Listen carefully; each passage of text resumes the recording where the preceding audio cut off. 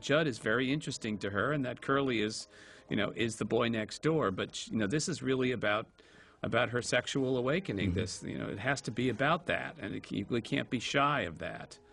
So then, as in the show, the acting Laurie turns over this ballet to the dream Laurie.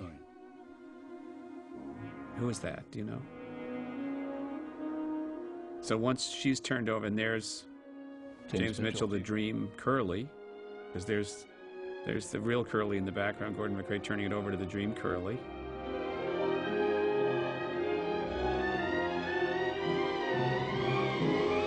Oh, that's Bambi. I think it may be Bambi. It's Bambi Lynn. Yeah. And there's a famous shot. Yes. Now, is that looks like it's on location? No, it's not. It's 5 and 6. It's in the sound stage. Yep. Also, you won't hear people will say we're in love in this entire dance because Agnes Still didn't like the song. She didn't? Nope. I don't know why, but she said that. She didn't like it. But again, keep in mind what the story has been up until this point. Laurie and Curly are the sort of the boy next door and the girl next door. So this is sort of a dance version of what that's all about. And no set except for a background. Again, Oliver Smith, who was a wonderful designer and also one of the original founders of what was called ballet theater and now called American Ballet Theater. It was a period in America where dramatic ballets were becoming very popular. Jerome Robbins, Agnes DeMille, and they told real stories. Actually, what I mentioned before, Turning Point, was sort of a parody on Oliver's career with Lucia Chase. Right. Ballet Theater. Lucia Chase, who provided the money. Oh, right. And James Mitchell is a wonderful, wonderful dancer. Jimmy was under contract to MGM at the time. He had done Bandwagon with Sid Charisse and a couple of other films. He later did Turning Point. He was the choreographer. He aged very well. Great. Now we can see why part of a 54,000 square feet. Right. Again, and very, matched, because I would buy some of this as being done outdoors. Yeah. Okay, again.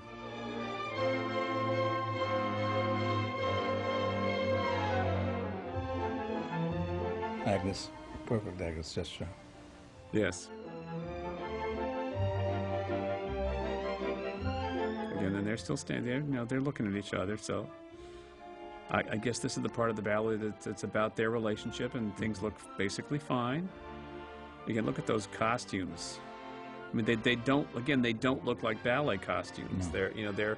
It's always hard to put real dancers in real clothes.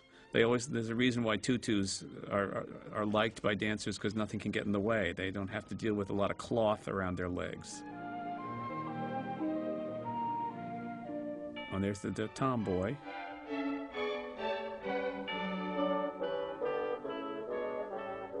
Ah.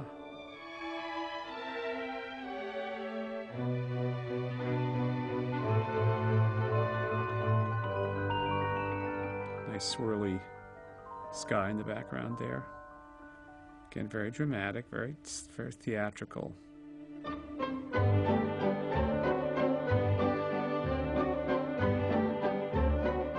Lighting is great too. Whether it's CinemaScope or Tadao, the camera work here and the pictures are just sensational. And there are the guys.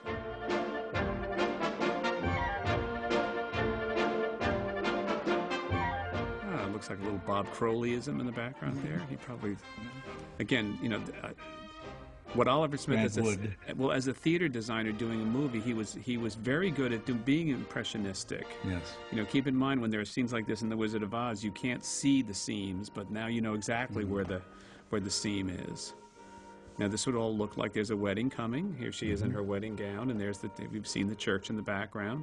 So obviously, since this is all her, remember, she's taken the smelling salt, so this is all her dream. So she's dreaming of getting married, but what haven't we seen yet? We haven't seen a groom. No. Maybe, well, there's our Curly. Possibly. There's our dream Curly. Or no. Ah. They couldn't find anybody to match Rod Steiger, and so Steiger was the only person they decided to leave in the ballet. And Agnes DeMille always said that if a high school were doing Oklahoma, get the fullback of the football team to play Judd in this, because that's what it's about, being a physical menace right. in the ballet.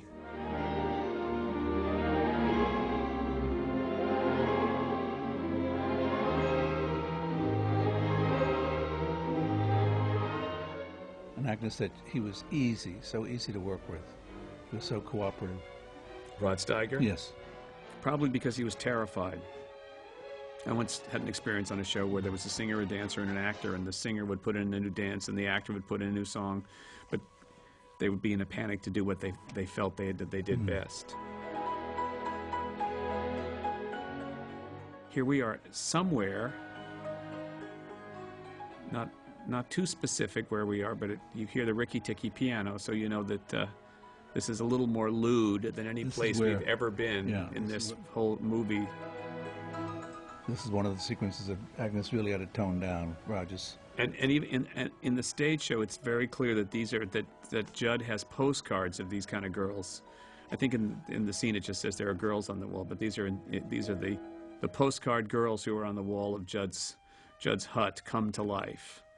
And again, the part of what Judd has to offer Laurie is a more sophisticated, lewder life. So that's what this is all about. This is a looser way of living. Weren't the girls also the part of the logo for the original poster of Oklahoma, aside from the title? Stage production or the movie production? The stage. Yeah, because it's the among other things, it's the nicest set of costumes we've seen yet. Right. And I love the staircase that goes nowhere. Nowhere, right. Because I think, as Agnes DeMille said, Laurie can only imagine what's at the top of the stairs. I mean, if this is what's going on the main floor of this house, she either can't imagine or doesn't want to know what goes on up there. Ado Annie, of course, we heard earlier, Allie Hackham said heaven is up there, and she says, I thought they were just bedrooms. So Laurie has no idea what's at the top of that stairs.